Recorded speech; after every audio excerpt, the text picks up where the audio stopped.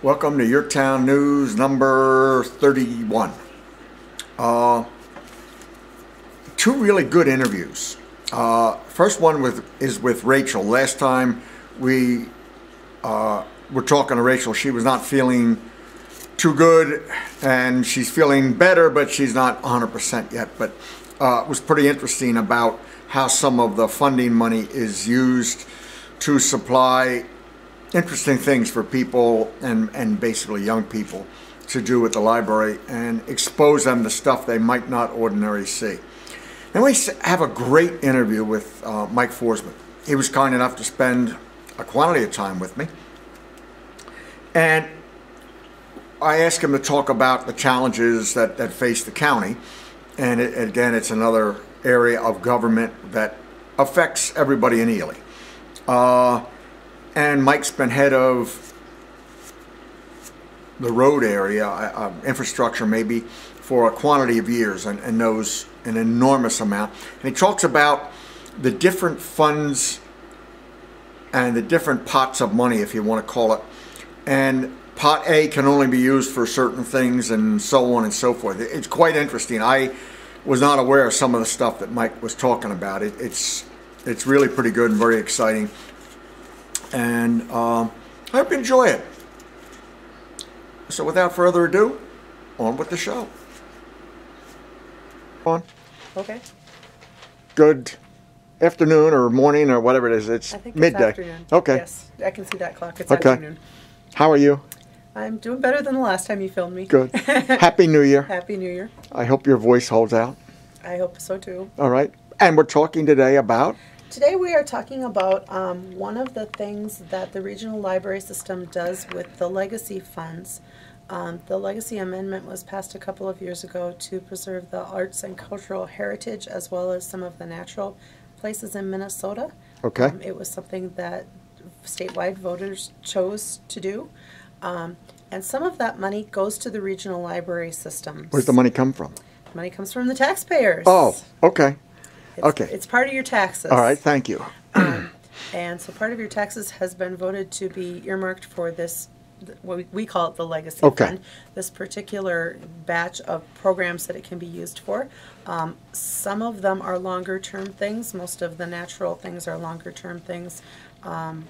So there's some money going into some of the different park systems. There's money going into some conservation programs to kind of make sure that in 20, 50, 100 years, there are still some things that we enjoy now available for other people.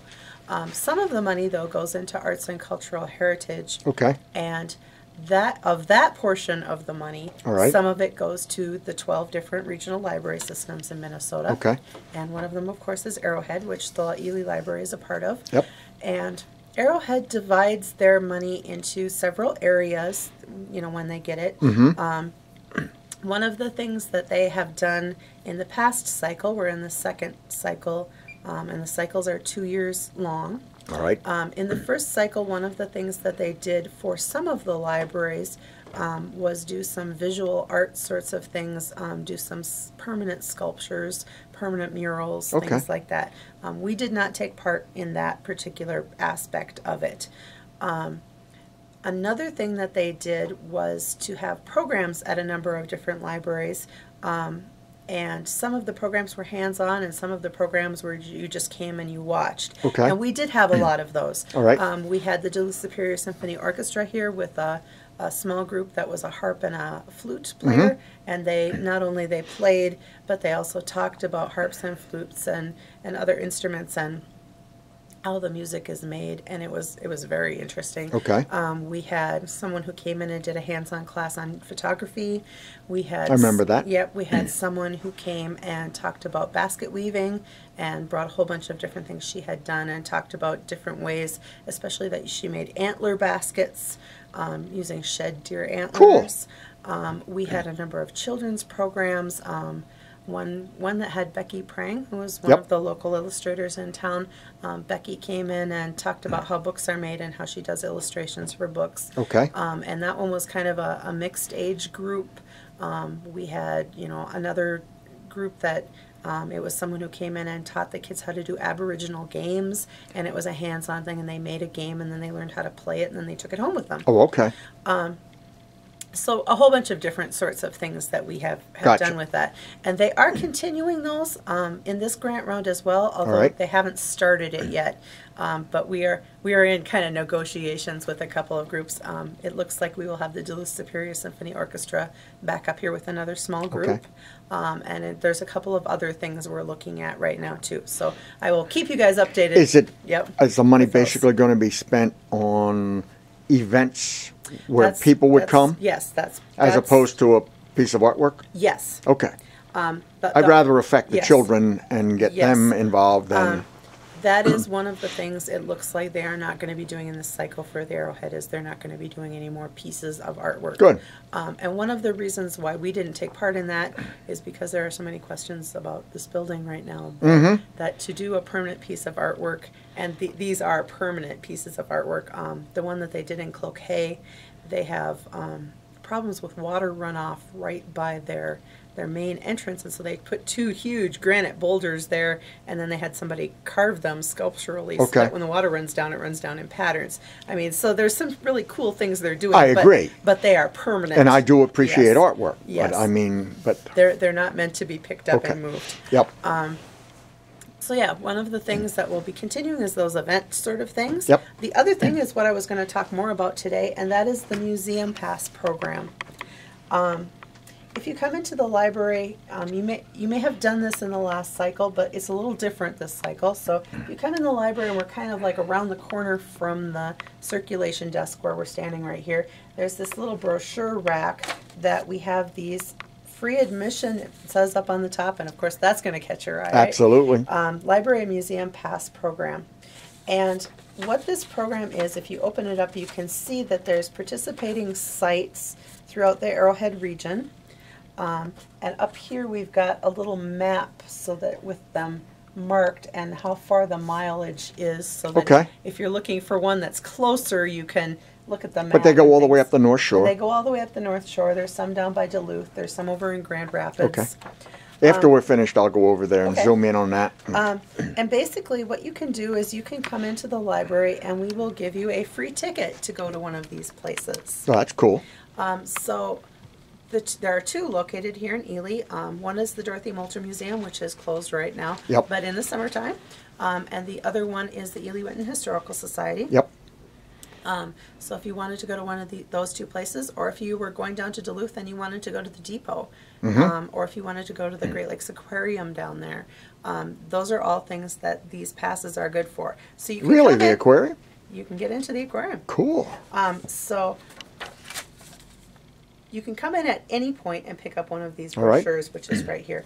When you are ready to go to one of these places, all you have to do is come up to the front desk with your library card, and we will give you up to 4 tickets. And the tickets are good at any one of the places. It's like one size fits all ticket. So you don't get, it used to be that you would get a separate ticket no matter where you are for each thing. But now you get the same ticket, and the same ticket will get you in. That's cost effective. At any place, yes. The one thing to know though is since our Arrowhead's cut of the pie is slightly smaller this round, because the library portion of the pie was slightly smaller this round, is that they're only printing a limited number of tickets. Okay. So they are printing tickets in batches, three-month batches. So the batch that we're in right now is the December, January, February batch. All right. So if you're planning to go to the aquarium in March, don't come now, because if you get a ticket now, it won't work in March. All right. So you can't stockpile ahead. And the other thing is we're only getting a certain number of tickets, and when those tickets are gone, we're gone until we get our next batch. Okay.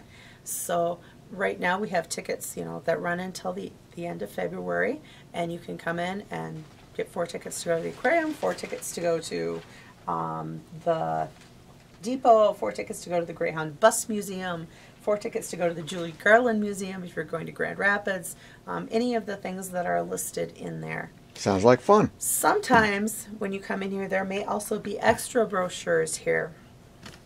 And those would be special event sorts of things, and we don't have any here. Yes. But right now, but We did have one in December for the Home Free Holiday Concert for the Ely Concert Association. Okay. We had 25 tickets that people could come in here and get a free ticket to go see that particular event in Washington Auditorium. And we ran through all 25 tickets in a matter of 3 days. That's a good thing. So those when you find out about those, you probably want to come and get those early. They are also doing, when I say they, the regional library is also doing that a little differently. Last round, they tended to send 3 or 4 tickets to each library, no matter where the concert or event was. And so they would send us 3 tickets for something that was in International Falls, and we didn't have a whole lot of interest, but the people in International Falls would be, you know, calling the other libraries saying, "Can you please send us your 3 tickets so we can give them to someone?" That makes sense. But this time around, they are sending them only to the local. And local Areas. is defined, you know, Gotcha. broadly for some of the things, but only to the libraries that are in the area. And if they're kind of questioning, they're asking the individual librarians if they think that that is something that would appeal to the people in their area. Cool. You know, do you think people would want to drive to Hibbing? You know, they might ask me to see X event, and then I would say, I don't know. Or, you know, yeah, I think people would. Yep. So depending on whether or not they send us the tickets. So Makes that's sense. also something to Excellent. look for here. I was going to say one more thing about it, and it just totally. Oh, that happens to me all the time. It is a great program. It sounds it. I expect it will be very, very popular in the summertime. So if you want tickets this summer, you're probably going to want to come soon after June 1st, which is when the summer one starts. We had a lot of people ask last summer. The program Oh, it looks like there's running. stuff all the way up the North Shore. There is stuff all I'm the gonna way up sort the of North Shore. come over here and. And I don't know that we have, because this is my map from the last time, I don't know if we still have the Minnesota History Center on there or not. That's all right. So that But they get an idea of where at least Yeah. some of the locations are. that last one in the Twin Cities I don't think is on there anymore. All right. But I think all the other ones are. That's a long ride. It is a To the long Twin ride, Cities, so. Yes. This is based on a program that was originally started in the Twin Cities, though. And it's been popular. I can see why. I'm sure glad people are using it. Well, welcome back. Happy thanks. New Year. Happy I hope New you Year. feel better. I will eventually. And we'll talk next week. Okay. Thanks. Yep. Happy New Year. Happy New Year to you there, Gordy, and Happy New Year to anyone that happens to be watching this. Gordy wants me to tell you a little bit about the St. Louis County and what I see as challenges, and we have lots of challenges in local government, but I also think that we've got a lot of things going for us. Some of the good things, and because people don't really watch county government that much. I mean, unless we have a controversial issue. Yep. I mean, we typically will have a meeting with about 3 or 4 people. Even in Duluth, where you have a lot of people to draw from, we might have 2 or 3 citizens in the audience, and you know, on a normal day. You know, some days the issues become such that you fill the and Morristown Hall a few weeks ago was exactly that way. So sometimes it's said county government is an invisible government, but I don't think a lot of people realize just exactly how much county government affects your life. I mean, when you look at the health department, you look at our public works department, you can barely get to any place out in our wilderness without going across a county road. And even in your communities, you have a lot of county state aid roads that go through your communities. Yes, we do. And so, in addition to that, when you, for those communities that don't have a law enforcement such as Ely has, the sheriff does that work for them there. And when somebody does run in to follow the law, it is that county corrections that usually takes up that mantle until the state takes over if there's convictions, etc. So this county, of course, is probably a little bit unique. Well, there's no doubt about it. It is very unique. Isn't it one of the biggest counties? It is the largest county east of the Mississippi. Wow. It is It is 7,000 square miles. If you look up east of the Mississippi, there's one county in May that's 56 square miles less than us. So we just made it on in the size. Right. In size. We are 14th in the nation. San Bernardino, I believe, is the largest in the United States as far as counties go. But when you look at this particular county, when I say it's unique, and it's unique in a number of ways. I mean, we have a city of Duluth that grandfathered in as a city of the first class. I mean, it was over 100,000 and still retains a lot of those same privileges of a city over 100,000. Okay. Even though it's, I believe, 86,000 right now. All right. But yet we go all the way up to the Boundary Waters and to Voyager National Park. We got 0 people. I mean, Yes. for all practical purposes. Yep. I mean, other than our visitors, which we invite, absolutely want them coming up here and visiting us. And we have some really neat communities, and I've been very fortunate because I get to represent a great number of the communities from Hoyt Lake, Aurora, Biwabik, Ely, Tower, Sedan, Orr, Cook, you know, and then the Brit community. As you look at this district, and I'm sure that I forgot one when I'm, you know, when I don't have things, I'm talking off the cuff here without having something written down in front of me.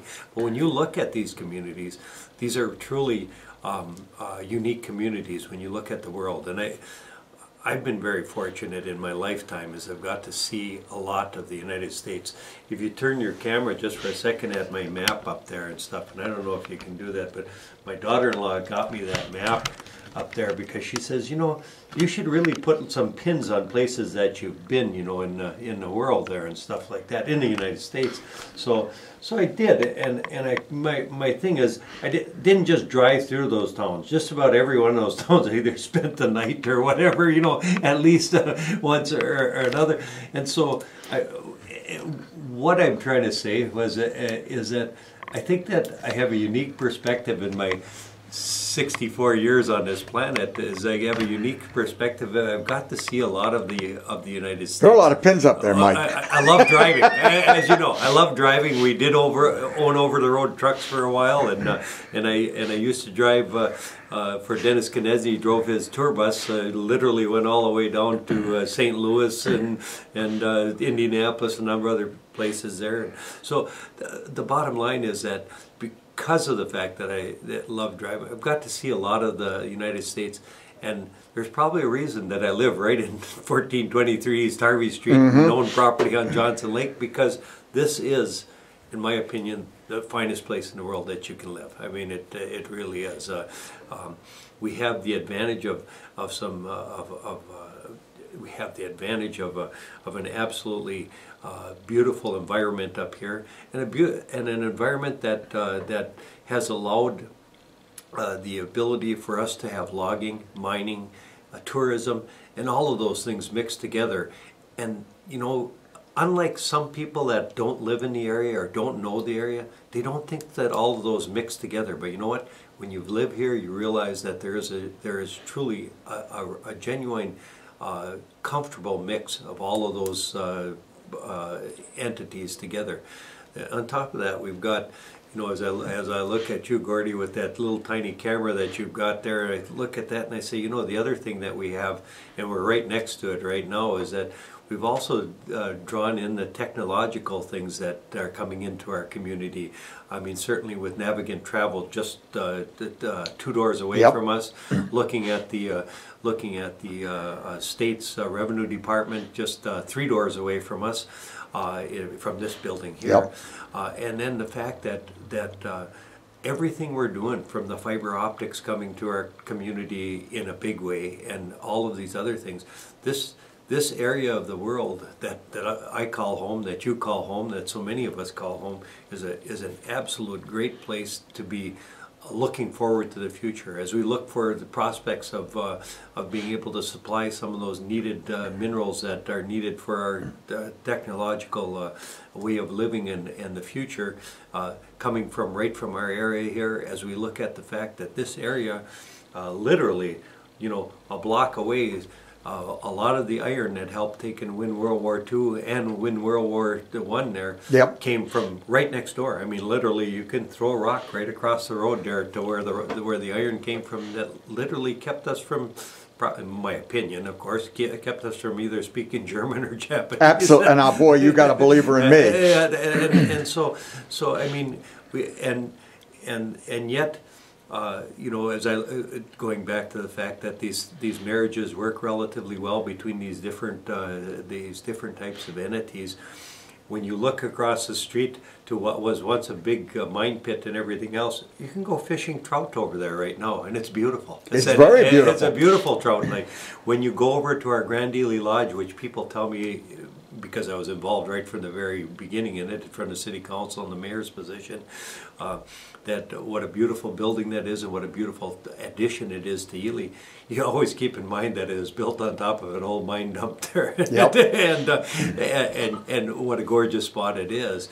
All of those things is that I realize that this was supposed to be about St. Louis County, and I don't mind doing it, but I'm focusing probably a lot more on my hometown than on the county. But you know, the beauty is, Gordy, you can edit anything you want on this thing you want. It doesn't matter. Whatever you want to. I'm keeping it all, Mike. Whatever you want to put in there is fine. But for St. Louis County, going back to St. Louis County, 7,000 square miles. The district that I'm representing right now, and will be representing to the end of this term, whether it's at the end of this year, 2012, or the end of 2014, depending on redistricting. This district is one of the largest in the nation. It's 4,200 square miles. I think that's. When you look at 4,200 square miles, it's 62% of that 7,000 square miles because of the landmass. Yep. Nobody lives in the Boundary Waters. Virtually nobody lives up in the Voyageurs National Park, which St. Louis County. 90% of the Voyageurs National Park is in St. Louis County. I didn't know that. Oh yeah. A lot of people think of it as International Falls as the Voyageurs National Park, but if you look at the way that the lines go up, they only have about 10% of it access from International Falls. The rest of it's access through Cabotogama, Crane Lake, and Ash River. I was unaware of that. Yeah, and so this district again represents about 90% of the Voyageurs National Park, about 1/3 of the Boundary Waters, with 1/3 being in Lake County and 1/3 being in Cook County. In rough estimates, there. That's the easiest way to say it there. And when you look at this county, we have so many things going for us. So we have some of the finest mineral resources in the world. I mean, between taconite and our precious minerals that have yet to be developed. And when you look at our timber industry, even though in my opinion it's struggling a little bit now compared to what it did back in its heyday, but at the same time, it's still a viable industry. Just before you walked in here, I got a call from my brother. He just got done hauling a load of logs down to Superior. He does that every day for Elroy Keel, every working day for Elroy Keel, and so. Even in my family, money is still coming from logging, and when if you were to go into the other room, you'd see a picture of my dad and my grandpa standing by a load of logs that they were logging in 1947 there and stuff, and I certainly, I put up a few pictures of mom and dad and my grandpa and grandmas, because when people come down here, I think it just gives a little bit of flavor to the office there and stuff. Well, it's a new building, and it adds a lot of hominess. It really does. And whoever ends up with this job there, they can do the same thing in the future. But St. Louis County, as I says, it affects your life in many ways. There's many people that, as they struggle financially in tough times and stuff, they typically are going to take and have at least some relationship with our Health and Human Services Department, through either MFEB, some of the family protection things, any number of those things, and those are the things that you don't usually get to talk about as a commissioner. There are some things that you're asked you're not asked, you're bound to the fact that there are things that there's confidentiality on, especially where children are involved and stuff like that. But I can tell you, and I think every commissioner will tell you, that those things, sometimes those are the heartbreaking and the heart-wrenching things that you do have to deal with, because it's many times the commissioner that gets the first call that ends up having to call someone in social services. And it might be right in the middle of the night, and it might be a call to the head of the department at home in order to get something moving in a case of a family type emergency there and stuff. Well, don't we have human services coming up to City Hall a couple days a week? We do, and it's a wonderful thing. And we have, and in addition to that, I mean, we have a full human services department here in this building. Okay. We have and certainly we have the assessors. I mean, I've as somebody that's hated the property tax system since I bought a home back in 1971 right here in Ely, I don't like the property tax system. Be right up front and honest about it. But at the same time, it is the only way that local units of government can fund the types of services that they do without any change in the whole macro picture, which you and I, Gordy, are not going to, nor probably 99% of the people in this community are going to be able to change it. It has to be changed at a different level, higher than we are. But at the same time, while we have it, what we do strive for, and I really believe that we do strive to take and bring some equalization to the way that property taxes are collected. And I honestly believe that in St. Louis County, we've worked relatively hard to continue providing those services that people expect. And I mean, whether they be snow plowing or the sheriff being able to be there in an emergency, whether it be the rescue squad out there, or whether it be our health department making sure that we don't have discharges into our water systems, all those other things that go unseen. They really do go unseen. I don't think many people think of the roads. I mean, without the county roads, we would be so isolated that you wouldn't go anywhere. When you look at it, our road system in St. Louis County, and to put some things in perspective, the District 1 MnDOT, which is all of the counties from Aiken all the way up by Tasket, coming across Cooch and all the way to the end of the Arrowhead. When you look at District 1, it's the largest district in the MnDOT system of the eight districts in the state. They have, I think, 1,500 to 1,800 miles of road that they're responsible for. Wow. Now I realize that some of them are 4 lanes, so they've got more lane miles than that. But as I understand it, it's between 1,500 and 1,800 miles of road system that they're responsible for. St. Louis County is responsible for almost 3,000 miles of road, and when you look at that, at 3,000 miles of road, about 1,600 of them are gravel. Now, for those that aren't aware, gravel is probably your toughest to maintain.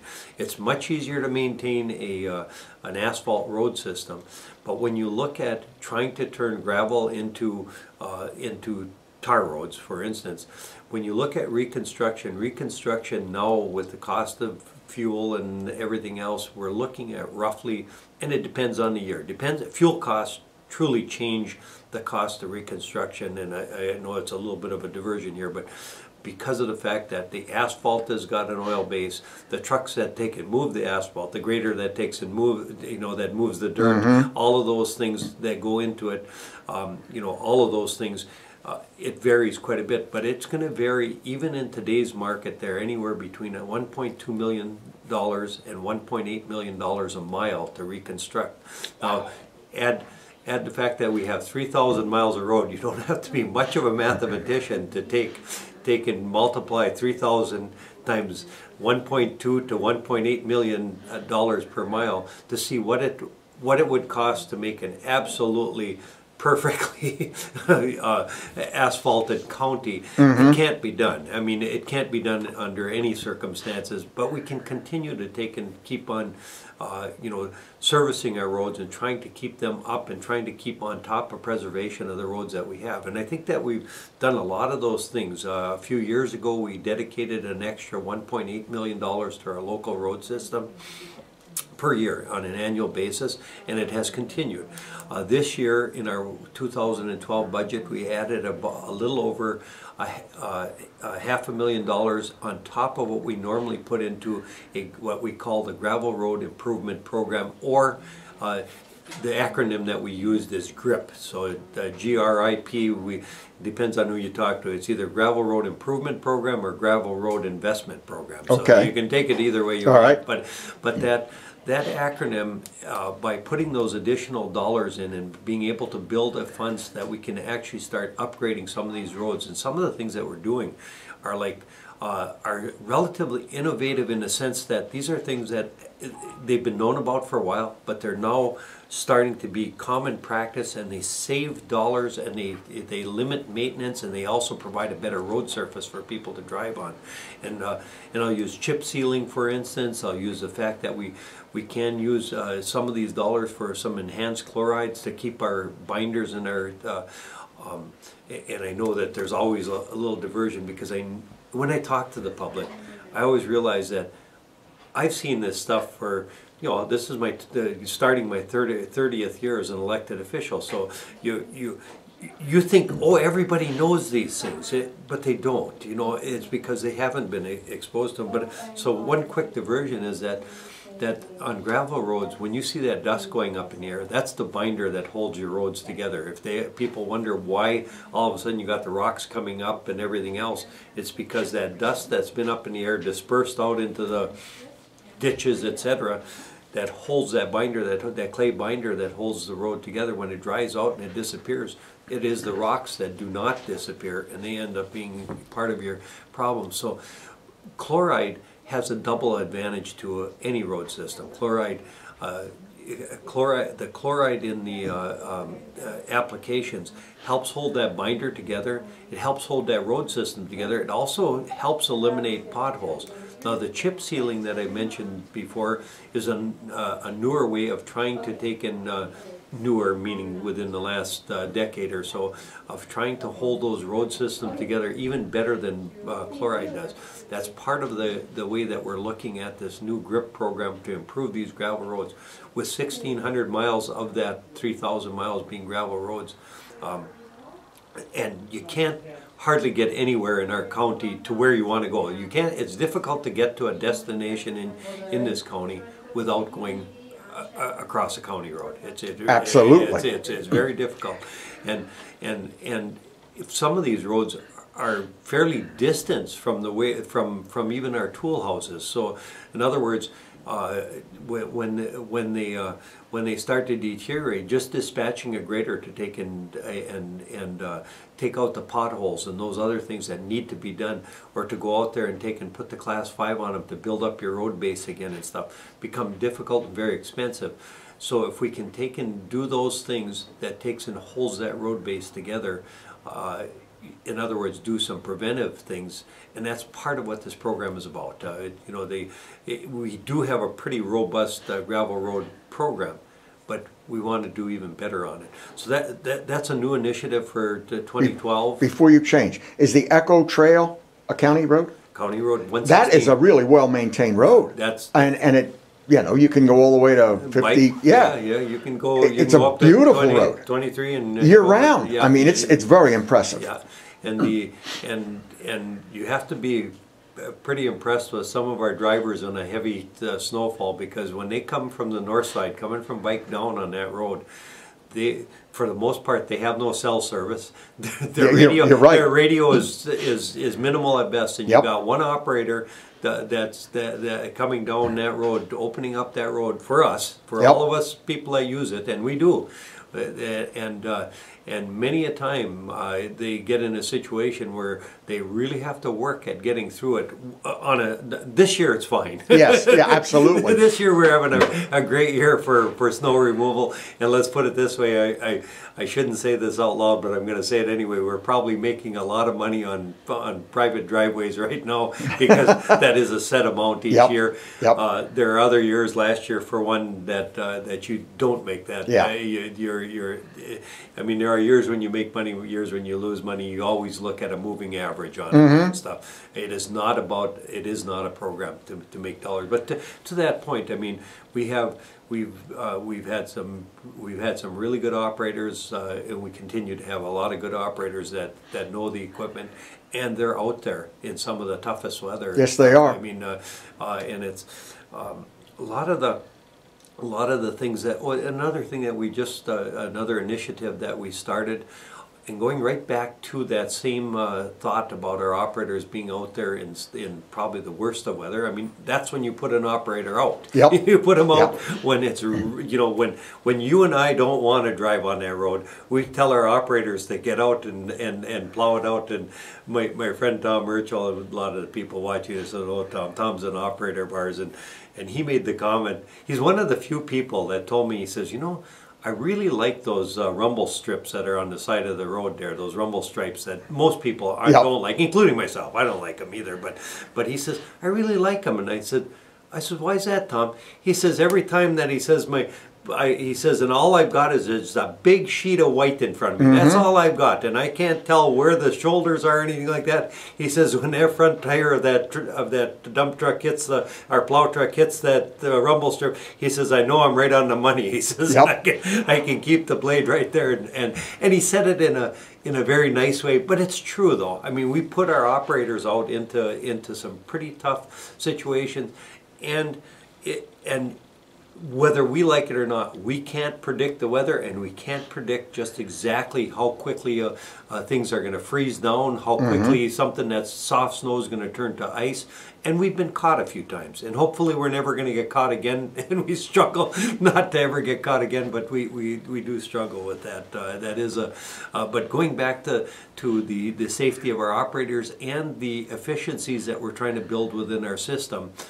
With our operators is that we are now installing a vehicle locating system, VLS they call it, GPS, okay. You know, GIS, however you want to say it. I mean, all of them have a connotation on this vehicle locating system. But what we're hoping out of it is that all of our heavy equipment, including our foreman's pickups, will have this ability to know where they are. And when the operator is operating the equipment, the expectation is going to be that when they go to, say, plow a private drive, or let's say those places where we do some work for townships, which we do. Correct. You know, many townships are not going to own trucks or graders. They it's not part of their, and so they contract with the county to do those things. We will know when they go in. They literally can take in the earmark where they're at. It'll record the time that they spent on private drives, on the township roads. In addition to that, we'll know where those vehicles are. I mean, should a truck go off where we have no cell or radio service or whatever, we'll know that, hey, that truck's sitting there right on the side of the road. You know, it's exactly. It's a good safety feature. It's a good safety feature. And the other thing is, by doing computer modeling after probably a few years or so, you know, I mean, it probably will take a while till you get the right model and get enough data in it. But we may be able to look at our road system and our companion road systems with MnDOT or with the townships and be able to say, you know what, if we did this road and you did this road and whatever, we could save some time. You know, we'll do this for you. If you do that for us, and you know, if we have this truck coming out of Virginia and meeting up with a truck coming out of Embarrass, if this road is done, we could eliminate and there's a number of possibilities where we can end up with more efficiencies through this vehicle locating system, in addition to the fact that I think that we can, those efficiencies, along with the fact that I think we're going to be able to provide some safety, you know, a safety net for some of our drivers and the public also.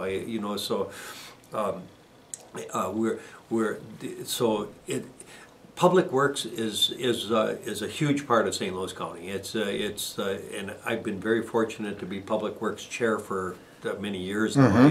I don't know. It's a privilege. It has been a privilege to be the Public Works chair for many years. I think the only times that I wasn't when I was in the years that I've been on the board, the 17 years that I've been on the board, I think I was environmental chair a couple times, and then of course chair of the board, which for 3 times there, so 3 years. So, but the rest of the time I've spent in public works, and I've had the opportunity to probably see some of the better innovations that are coming out of the county in that. We have, you know, as I look around.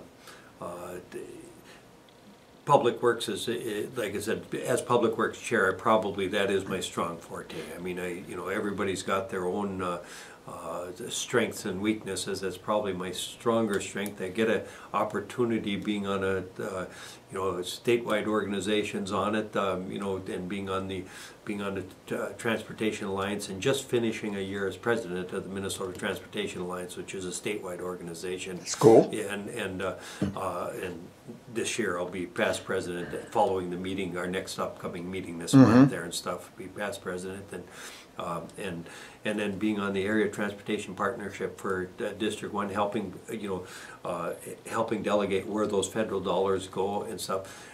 This district, not just this district, St. Louis County has been a real beneficiary of having that voiced at those state organizations, because everything's money. I mean, we can talk about, boy, this is a good thing to do, this is really important, but the bottom line is how many dollars it takes to do it, and where you can get those dollars from. And everything has a different parameter. I mean, there's when you look at transportation funding, and that's something that, again, you know, I always think, oh, I know that, so why doesn't everybody else know that? People say, you just took and blacktopped up there in Balkan Township up there. You just blacktopped that. How come you couldn't extend that blacktop into, you know, just north of Balkan Township? Why didn't you extend it into Balkan Township? You know, a real call, not too long ago. Okay. We have a program called the Unorganized Township Road Fund. And for the unorganized townships in St. Louis County, those townships pay into an unorganized township road fund. The people are taxed on that fund. That fund up till this year has been just about $220,000 a year is what it brings in from all of the unorganized townships within St. Louis County.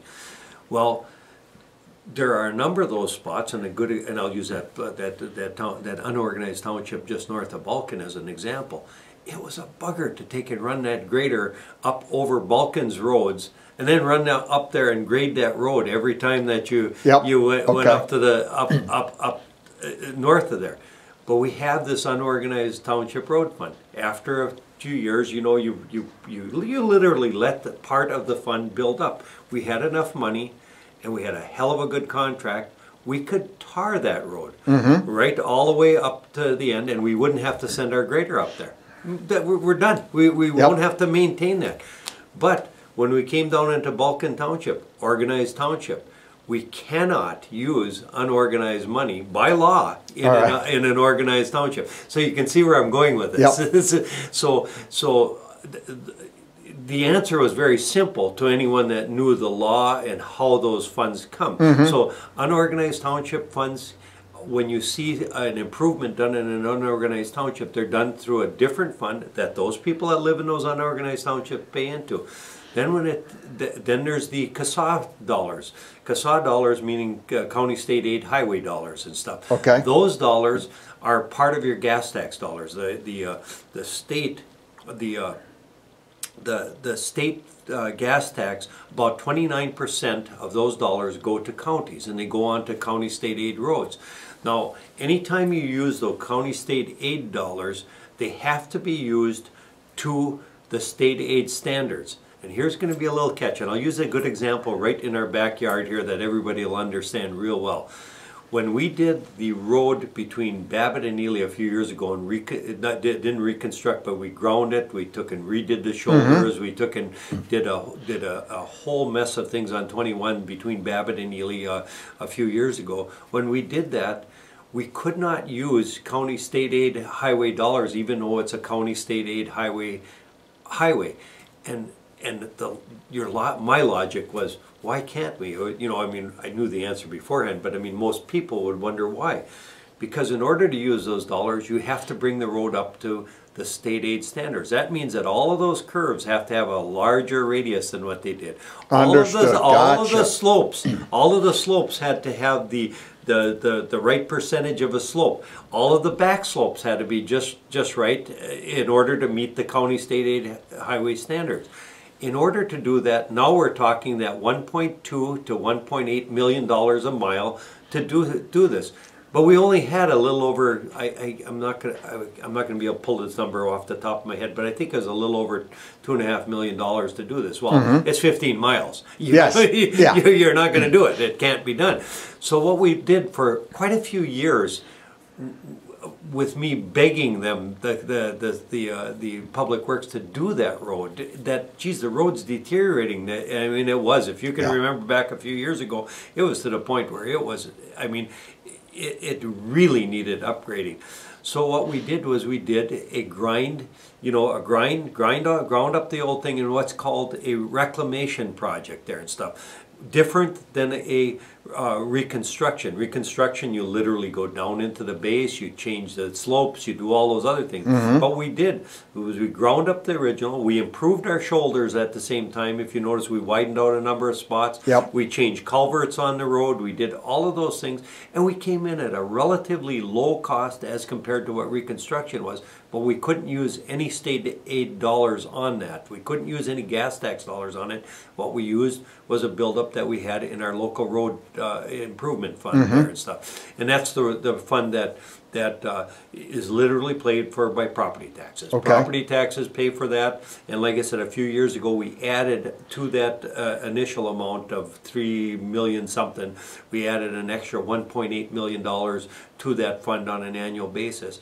But like I said, when you look at 3,000 miles of road, that doesn't go that far, but you do it as judiciously as you can. You try to take and make the best you can with the dollars that you have. And 21 is a good example of that. 21 going between Babbitt and Ely.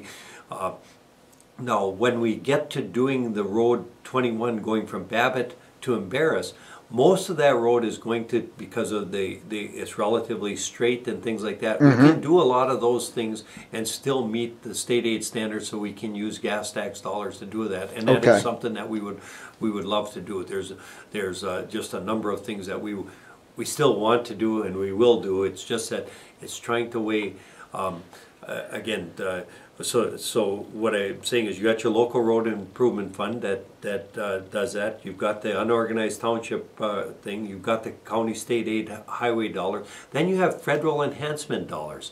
Federal enhancement dollars are dollars that currently it's called, well, it's not called anything right now because we haven't had a federal highway bill we're overdue for a federal highway bill. I mean, it's literally 3 years overdue being done, and we're just working on what the federal government calls continuing resolutions. But in those federal highway bills in the past, there have been what they call them high priority projects. They called them, the last thing that they were called was local roads of national significance. And I'll use the example in our area. There's other areas, 28-3 up towards, or there's a few other spots that I can use as examples.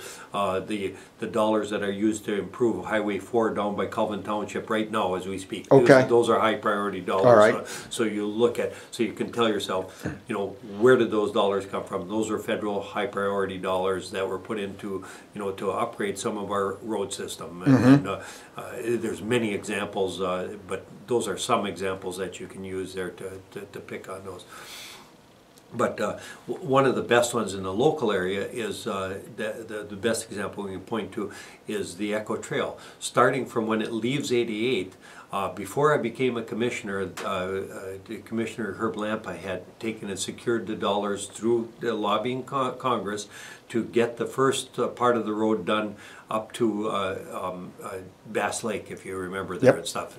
That improvement was done, and that was done with federal dollars, 20% county match, but I mean 80% federal dollars, and that road had to be built to highway preservation standards. So in other words, a lot of people said, why couldn't you leave it look like it did before? Why couldn't it stay? I love that road the way that it looked before.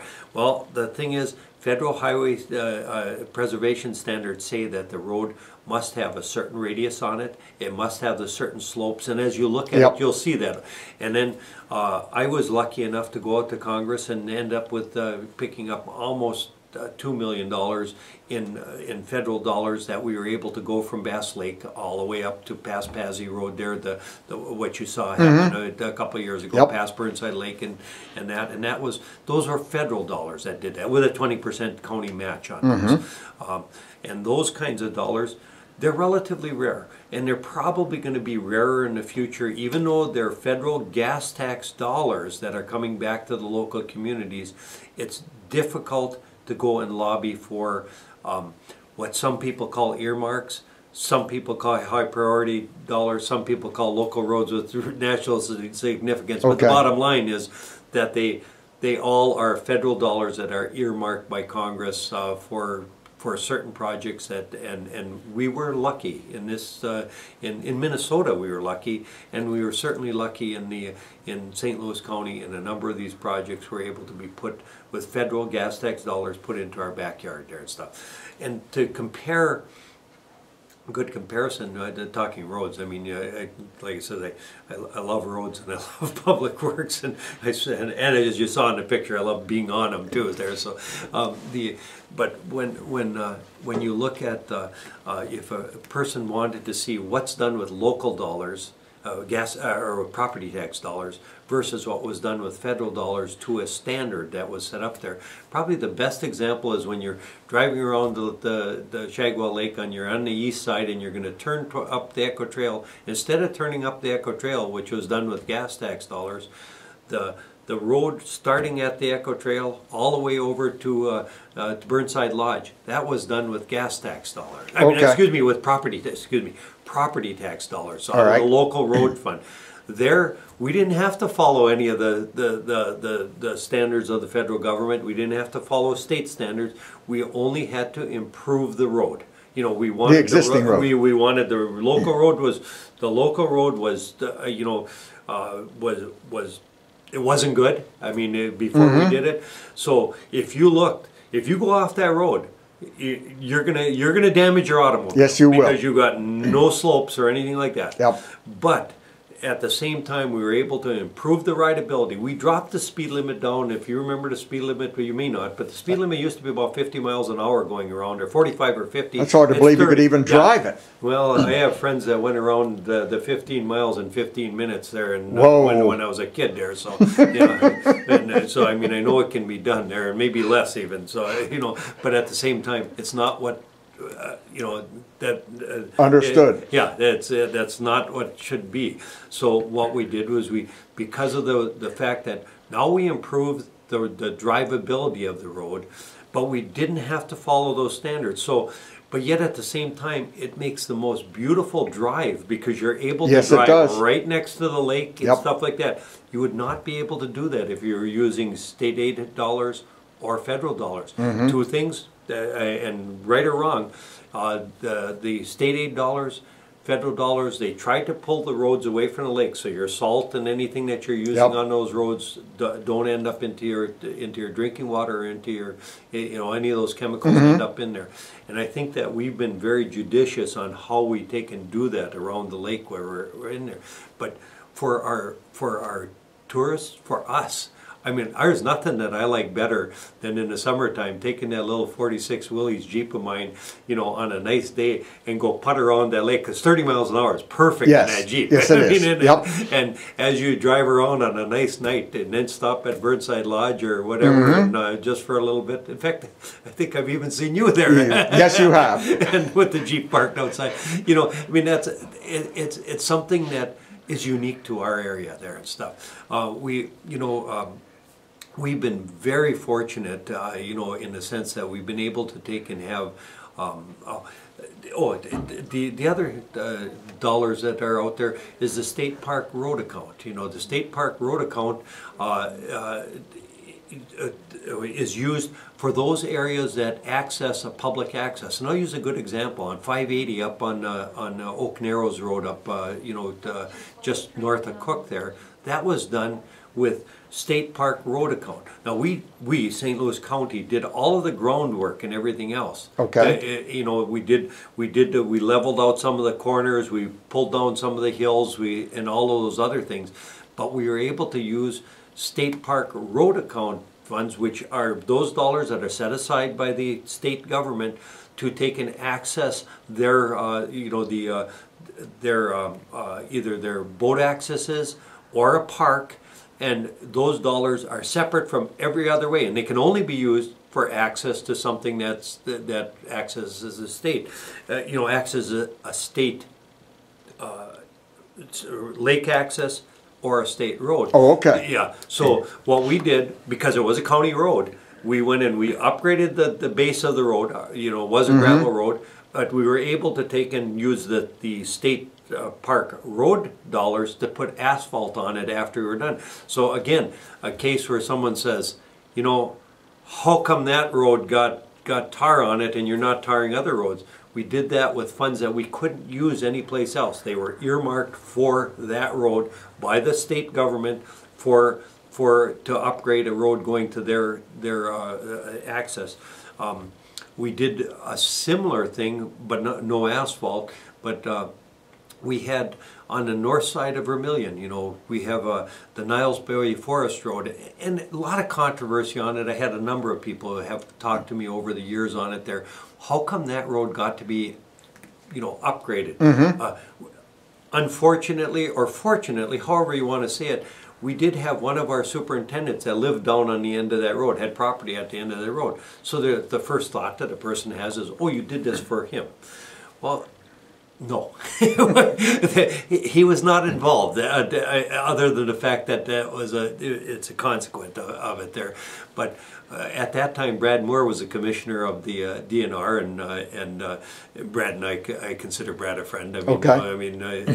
He's certainly involved with us now. I mean, he has moved on to private industry now and stuff, and I think some of us know us in his role there. But Brad and I and a couple other people, our superintendent, not our superintendent, our head of public works, and myself, we all went down and looked at that road. And what happened is that forest road was put in by the DNR so that they could do logging years ago. Okay. Okay. And so all of a sudden, over many years, people started buying up all of that property on Lake Vermilion. 2 plats were set up on there through our planning and zoning. All right. And when everything was said and done, and you as a realtor there, Gordy, you'll understand this real quickly, is there was no legal access on it. It's a forest road. Yep. It is not a legal access. It's a forest road. Now, the DNR was contracting the county to plow it, contracting us. We plow it for them. But the road didn't meet county standards. It was a forest road, and now we have, two plats set up on there. We have millions of dollars worth of property all being accessed by a road that the world does not look at as real access. Yep. So we worked with the DNR. We said, what can we do? We don't want to take this road over. Why don't you guys just fix it up there, and we'll, and then turn it over to the county. Well, lots of dealing back and forth. Like I said, Brad and I, and I think it was Marcus Hall, our public works engineer at the time, or head of public works at the time, and I believe that Mike Magnuson out of the tower office. We all went up there and looked at it. We made a deal. DNR, you got gravel over there. DNR, you got this. Okay, we'll take over your forest road, but we want the ability to build it up, and we want, we'll take it over. It'll become a county road. Okay. So now, because we've got a tremendous amount of taxes coming out of there, but we want some things in, and so a deal was made. The bottom line is, so the road did get upgraded, and we tried to do it as much as we could with our own personnel, without bringing in, without making a big contract out of it, trying to do as much as we could, through our own staff and our own people, which we did. And the bottom line is, the road did get upgraded.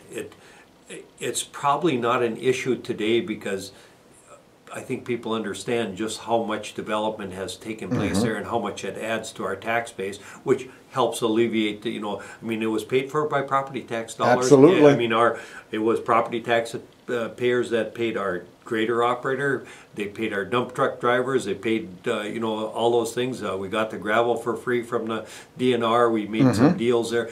But the bottom line is, when you look at those kinds of things, a lot of these things are deal making, and it's always the goal is to always keep upgrading our road system and still provide service to those people. It's just that when you look at the big picture, there's a lot of people, it can't happen, it won't happen that it's always going to be fair. Some people are going to be winners.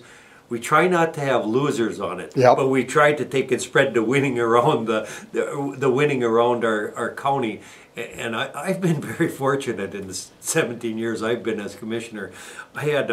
I was really lucky. I replaced a retiring commissioner, and whoever's coming on next as a commissioner is going to have the same opportunity. They'll be replacing a retiring commissioner because I'll be retiring after this term. So that advantage, I had just the greatest. Herb Lampa was so good.